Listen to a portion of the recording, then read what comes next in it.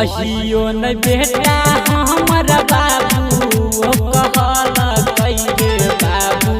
वो कहल कइले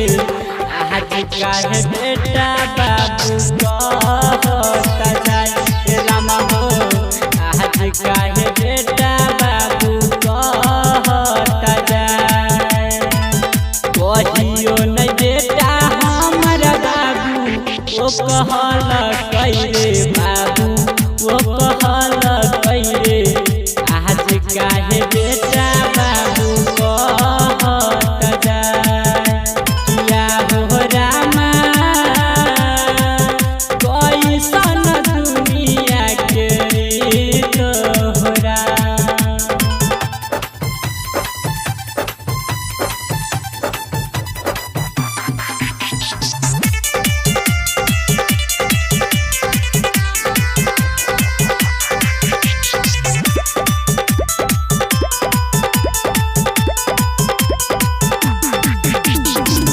कहियो न एक चूरू पानी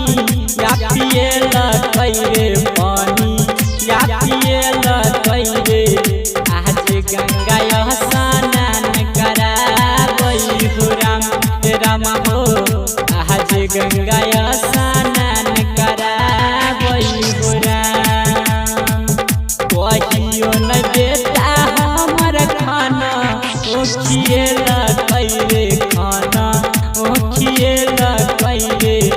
आज मन भलाया हरला बई हो राम किया हो रामा कैसन दुनिया के रे तोहरा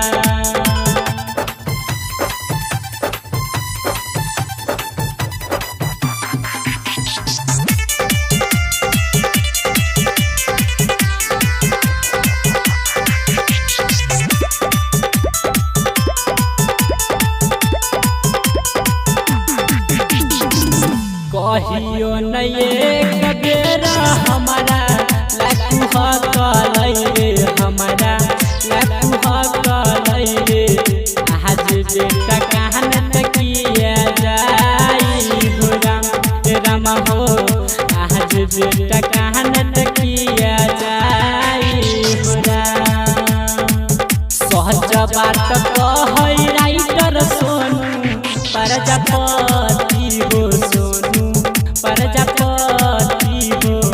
गहन गाई के दोहरा बई हो राम हो आज बेटा बाबू